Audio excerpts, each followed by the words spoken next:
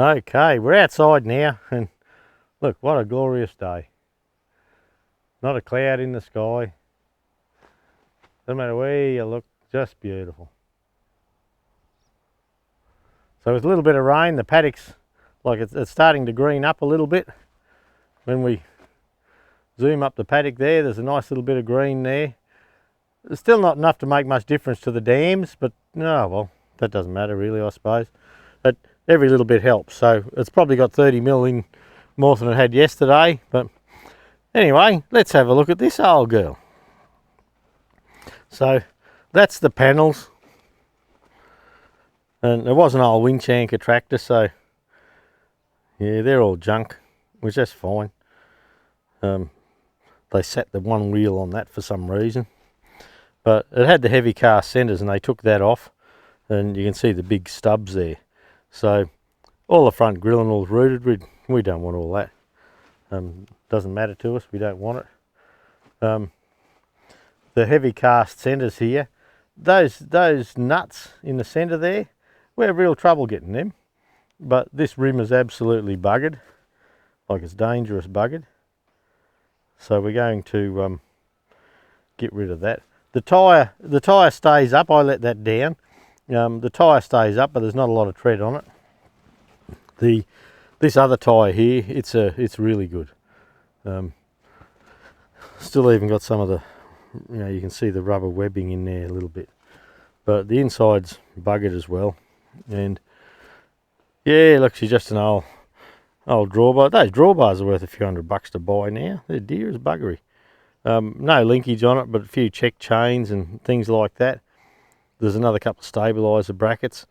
The fellow wanted the roll frame off it, which is good. That's fine. And this rim on this side, look, it's not too bad. So I'll pull that wheel off and sell that. And I'll get rid of that tyre. I don't need it. I've got enough junk here now. Now, the engine looks a bit dicky. It didn't come with that sound equipment up there. That's just, yeah, well anyway, you knew that. Yeah, it's a 4-cylinder Perkins, and when you count the bolt holes and all that sort of thing, I think it'll fit. Now, when you look at the standard bulge in here, the petrols with the Bendix starter, they all have this long snout there to give room for the Bendix on the starter motor. Well, this 188 still has that. So I'm thinking, well look, I've got high hopes, I should say at least, that this gearbox housing is interchangeable with some of the others. And the piece I was talking about before, you can see a section from here to here. Now that's what they put in to lengthen the wheelbase. Yeah, it helps with weight distribution and all that sort of thing. So that's the piece I wouldn't mind putting in the other tractors. Now, all the air cleaner's buggered and all that, but I just bought it as parts really, so you can get a better idea of it there. That sandwich, and that's probably, 6 inches, a good 6 inches, I suppose. And the rock shaft and all that, I don't want any of that. If someone can use that or bits, they're welcome. And the steering box, even though I'm not sure we'd ever get the steering wheel off, as smooth as you like. So, and as you move the wheel, it's hard to, as you move the wheel, the old pitman arm there, it hasn't got a lot of backlash. So the power steering's, well, it's there. He turned up with it all taped up. It had a muffler in it, but he wanted that, and that's fine. But yeah, the plate down the bottom that I was saying about, with the muck in it, that's him there. So look, not too bad, but look, just as an exercise in buggering around with Maxi Ferguson tractors, I decided to chuck a few $100 out at this thing and just see what's there. I've got nothing to lose. Well, even if I lost a few bob, I wouldn't really care. It's an older one with a it's got a small multi-power filter up the top here, and it's still got a cartridge oil filter on it.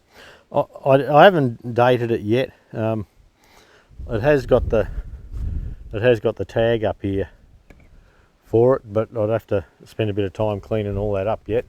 But the multi-power lever on the dash and all that works down into the gearbox. That's nice and free. You can see him, where are we? I'm lost. There we go, up there. That's nice and free. And anyway, I'm just interested, so that's it. That's a bit of a look at the old 188. It's bloody big compared with some of the other tractors I've got. But yeah, look, it's just an exercise. It's like buying a Meccano set.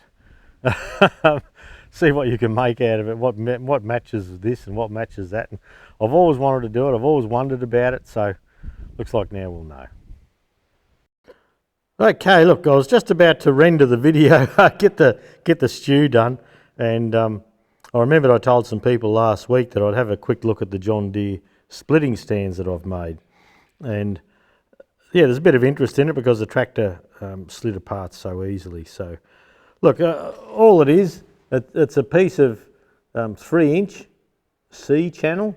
Now in it I drilled some holes and I put a slot at the top. So at the top there, if you get something that the holes don't line up, you can get one hole in the bottom, and you know, you can just put a bolt and a washer up the top. So that opens up the number of items or number of machines it will fit on.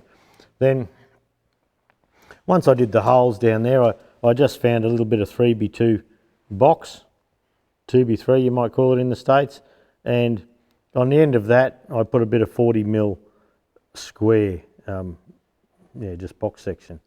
Then I welded a washer top and bottom.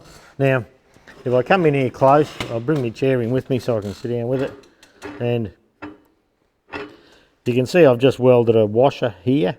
I haven't got any thrust bearings or anything like that. I've done the same top and bottom, and this here is 1¼ UNC threaded rod. So all I did was get the nuts, weld handles onto it, and the idea of the bottom one takes the load. The top one, you can give that a bit of a smack with the hammer, and that stops the wheel from wandering around. You know, as you're going straight, it'll stay straight for you. Then if you do need to turn it, you can put a spanner here and turn the wheel, turn them both and shift it around. So once again, this bar here, the rod goes down into both pieces, and this is just a lock nut to stop it from turning on the bottom there. I could have drilled through it, but I thought, oh, I'll just put a lock nut on there, nice and easy. And yeah, this bottom one, that takes the load. So you have one of those on each side, and by the time you put one on each side, because you've widened the footprint of the tractor, and you can see the high-low and all sitting there on the floor, because you've widened the footprint of the tractor, at the back there, you haven't got to worry about it pivoting on the front axle here. And normally you put wedges in here to stop a tractor from tilting across, but because it's all spread out there, well, yeah, it's no problem. So look, they're just a simple homemade thing, very effective, works great. That I've chosen to use that for the John Deere and not the new Sparex stand, because with the rails coming out through there, I do have to come up in the back here and pull the top cover off yet. So that gives me the option, if I get me floodlights out of the way, of using an engine crane. So there you go. Well, there you go. That's our little walk around. Yeah, look, it was just one of those things. Yeah, the missus doesn't care. She says, "Oh, well, fair enough. Yeah. But buy what you like," and I do anyway. So we'll have a bit of a fiddle. But yeah, look, I am keen to work stuff out with it and just find out what fits what. And the Scrappy and the Wreckers are going to do well out of it, I think. But if I can get the pieces I want to try things on, and like see if a drum brake trumpet housing will fit up onto them and things like that. Just stuff I've often wondered about. So hopefully soon I'll be able to tell you. Or if something's interesting, I'll drop it into a stew and see. I'm not going to do a video on stripping it and all that sort of stuff. It's just boring as shit. And but if I find something that's interesting to me, perhaps it's interesting to you. So I'll cover that at least. I'll show you something about it. So But look, that's it for this week. Thanks for dropping by. Yeah, stay safe. Victoria's all in lockdown in Australia. We're the pointy bit in Queensland. We're mostly healthy up here. Our borders are locked from the southern states now. Victoria's not allowed in. New South Wales wasn't allowed in, but Canberra was, because Canberra had no cases. But some prick, he flew from Sydney to Canberra, and then because he was from Canberra, they thought he was from Canberra, so they let him in, but they got him. And he was in a COVID area, so they got him. So the borders are locked tight as from today's Sunday, as from 1 o'clock last night or this morning, whenever it was. The borders are shut down, but we're still free to poke about and bugger about in our state. Some of the others aren't. So I think there were 17 deaths in Victoria this morning, and so they're not going real well with it. But we're staying safe. There's no one in Bundy Bear's shed but me and Kelly Dog, and Jude trots up for a chat now and then.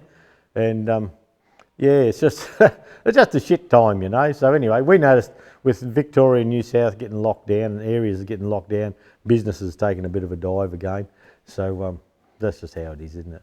Can't go whinging too much. But look, once again, thanks for dropping by. Have a good week, everyone.